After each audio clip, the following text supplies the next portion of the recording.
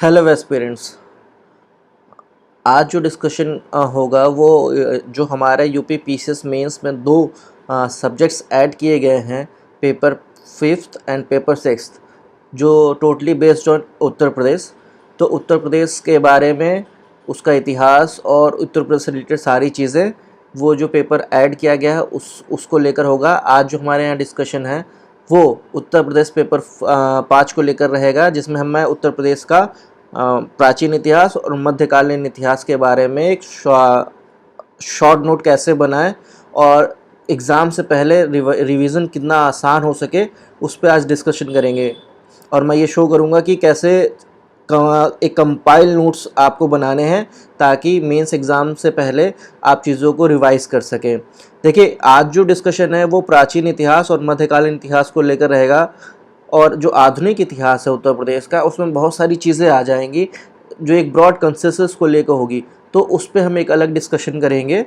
ठीक है, तो देखिए, जो उत्तर प्रदेश का इतिहास है उसको अगर हमने डिवाइड किया प्राचीन इतिहास और मध्यकालीन इतिहास में, तो प्राचीन इतिहास का जब भी हम जिक्र करेंगे कि उसमें उत्तर प्रदेश का क्या योगदान रहा है, तो हम हर एक पॉइंट को कंसाइजली यहाँ पे अपने नोट्स में देने की कोशिश करेंगे, चाहे वो एग्ज़ाम में हो, चाहे आपके रिवीजन पर्पज़ से हो, चाहे आप पढ़ाई कर रहे हो, इसी तरीके से आपको नोट्स बनाने पड़ेंगे। ठीक है, तो देखिए, जैसे प्राचीन इतिहास है उसमें देखिए प्रागैतिहासिक काल हो गया, आपका ताम्रकांत संस्कृति काल हो गया, वैदिक उत्तर वैदिक काल हो गया, महाजनपद काल, बौद्ध और जैन धर्म का काल जो हो गया, मौर्य वंश, गुप्त वंश।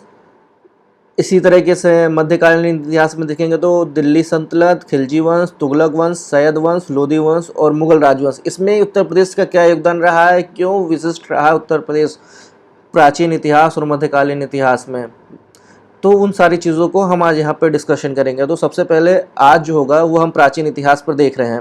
ठीक है, तो देखिए, प्राचीन इतिहास के बारे में बात करेंगे तो सबसे पहले प्रागैतिहासिक काल के बारे में देखते हैं कि पूरा पाषाण कालीन सभ्यता के प्रमाण हमें सोनभद्र, प्रयागराज, मिर्ज़ापुर, बेलन घाटी, सिंगरौली आदि से प्राप्त होते हैं। देखिए, हर चीज़ को, हर पॉइंट को आपको मेंशन करना पड़ेगा जिससे कि आप मार्क्स को गेन कर सके। ये सारे जो फैक्ट्स हैं आपके, सोनभद्र, प्रयागराज, बेलन घाटी, सिंगरौली, ये सारी चीज़ें आपको वहाँ मेंशन करनी पड़ेगी। सिर्फ कहानी लिख के आने से नहीं होगा। जितना ज़्यादा फैक्ट देंगे मेंस के पेपर में, उतने ज़्यादा नंबर गेन करने के चांसेस रहेंगे। ये अभी तो मैंने सिर्फ एक फ्लो चार्ट और एक शॉर्ट नोट के हिसाब से बताया है, आप इसमें फ्लो चार्ट भी बना सकते हैं एग्ज़ाम में। ठीक है, और एक मैप के अकॉर्डिंग भी आप उसमें दर्शा सकते हैं। तो देखिए, लोहदा नाला से अस्थियों से बनी देवी माँ की मूर्ति प्राप्त हुई है।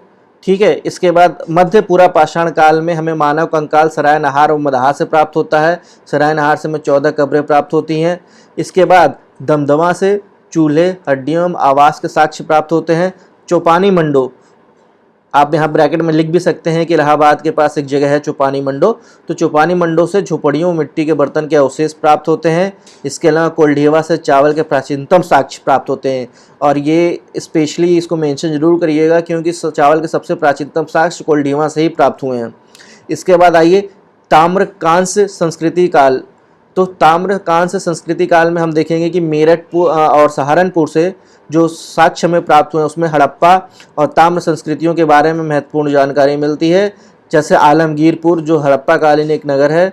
इसके अलावा वैदिक व उत्तर वैदिक काल में जब देखेंगे तो उत्तर प्रदेश आर्यावर्त नामक क्षेत्र का हिस्सा रहा है। अथर्ववेद में काशी के बारे में हमें जानकारी प्राप्त होती है। ठीक है, इसके बाद आइए महाजनपदा काल में, तो देखेंगे 6वीं शताब्दी से 4वीं शताब्दी ईसा पूर्व के दौरान पूर्वी उत्तर प्रदेश में महाजनपदों का उदय हमें दिखाई देता है। 16 महाजनपदों में से 8 महाजनपद उत्तर प्रदेश में स्थित हैं, जिसमें आपका कौशल है, मल्ल है, मगध है, कुरु है, पांचाल, काशी, कुशिनारा आदि प्रमुख थे। इन सब के नाम आपको वहाँ पे मेंशन करने हैं। ठीक है, इसके अलावा जब बौद्ध और जैन धर्म की बात करते हैं, जब ये काल चल रहा था, तो उसमें आप देखेंगे कि महात्मा बुद्ध का प्रथम उपदेश हम देखते हैं कि सारनाथ में सबसे पहला उन्होंने अपना उपदेश दिया था। वहीं पे धम्मेकु स्तूप भी है, और सर्वाधिक समय उन्होंने श्रावस्ती में बिताया था, और सर्वाधिक, जिससे आप कहते हो सर्वाधिक वर्षा काल का समय इन्होंने श्रावस्ती में ही बिताया था। इसके अलावा कुशीनारा में महापरिनिर्वाण प्राप्त हुआ है। इसके अलावा रामभार स्तूप, जैन धर्म का प्रमुख केंद्र अयोध्या, काशी, श्रावस्ती रहा है। अयोध्या में जैन धर्म के पहले तीर्थंकर ऋषभ देव का जन्म स्थान है। ठीक है, काशी में। ठीक है, तो ये सारी चीज़ें आपको मेंशन करनी है। इसके अलावा मौर्य वंश में हम देखते हैं कि सारनाथ के प्रसिद्ध स्तूप धर्मराजिका या धमेखु स्तूप का निर्माण हमें मिलता है मौर्य वंश का, जिसे हमें लैंड कैपिटल ऑफ अशोक कहा गया है, जिसे लैंड कैपिटल ऑफ अशोक कहा गया है। इस चीज़ को आप नोट कर लीजिएगा और वहाँ पे ज़रूर मेंशन करिएगा अगर इस तरह का क्वेश्चन आता है प्राचीन काल के इतिहास को लेकर, क्योंकि पहली बार ये पेपर होगा और इसमें जो चीज़ें पूछी जाएंगी वो डायरेक्ट उत्तर प्रदेश के फैक्ट से रिलेटेड क्वेश्चन होंगे और सीधे और सपाट क्वेश्चन इसमें ही पूछे जाएंगे। ठीक है, तो ये सारी चीज़ें आपको वहाँ मेंशन करनी है कि लैंड कैपिटल ऑफ अशोक कहा गया है धमेखु स्तूप यानी सारनाथ को। ठीक है, इसके बाद आइए गुप्त वंश।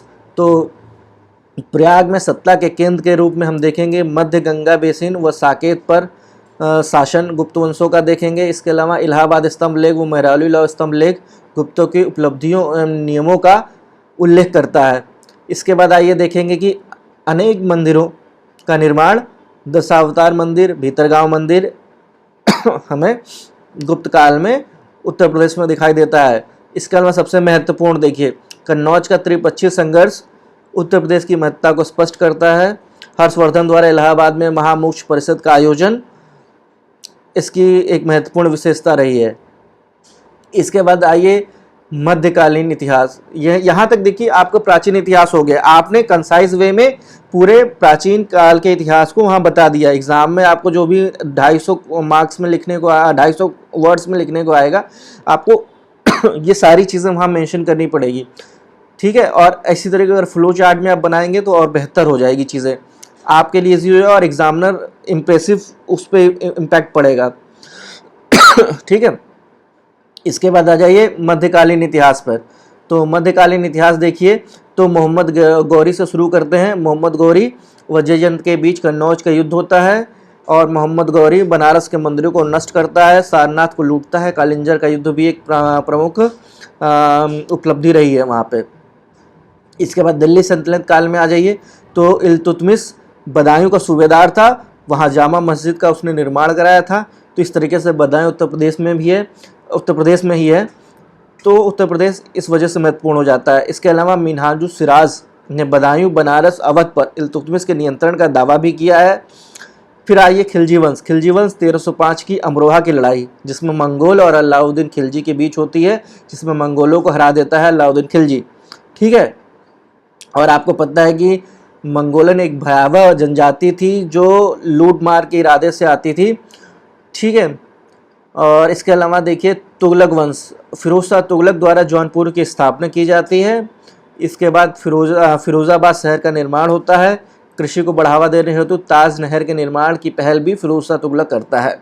ठीक है, इसके अलावा सैयद वंश, सैयद शासकों द्वारा उत्तर प्रदेश में विभिन्न स्थानों पर प्रशासकों की नियुक्ति की जाती है। क्योंकि ये शासक जो भी है इस वंश के सैयद वंश, ये बहुत सालों तक उन्होंने राज नहीं किया, बहुत थोड़े समय के लिए ही किया है, तो इनकी ज़्यादा उपलब्धियां भी नहीं रही हैं। तो लोधी वंश के बारे में देख लीजिए कि बहलोल लोधी द्वारा जौनपुर की विजय की जाती है और जौनपुर पर उस समय सरकी राजवंशों का शासक था जिन्होंने अटाला मस्जिद का निर्माण किया था। इसके अलावा आगरा की स्थापना सिकंदर लोधी करता है।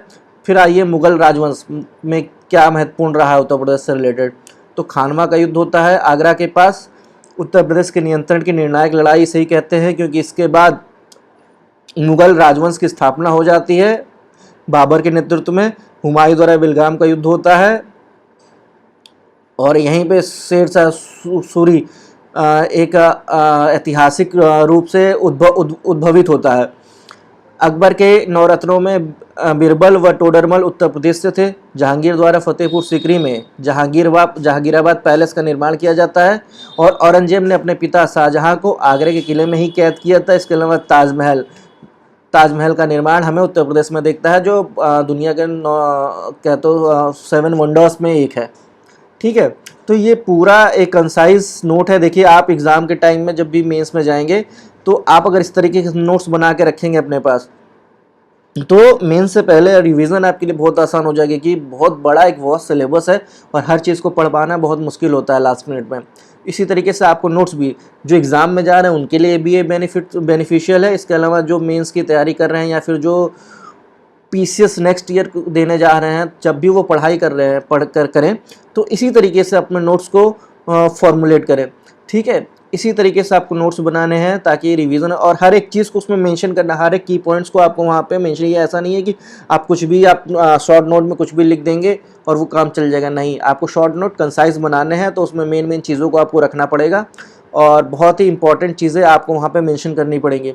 ठीक है, तो ये हमारा एक पहला पार्ट था। इसके बाद आगे हम उत्तर प्रदेश का जो आधुनिक भारत में उनका क्या इतिहास रहा है, उत्तर प्रदेश क्यों महत्वपूर्ण रहा है, वो सारी चीज़ें हम नेक्स्ट आने वाले लेक्चर्स में भी करेंगे। इस तरीके से हम पूरा उत्तर प्रदेश जो सिलेबस में है इस बार ऐड हुआ है पेपर 5 और पेपर 6 में, उसको पूरा कवर करेंगे। ठीक है, इसी तरीके से आपको ही पढ़ना है। All the best, thank you very much.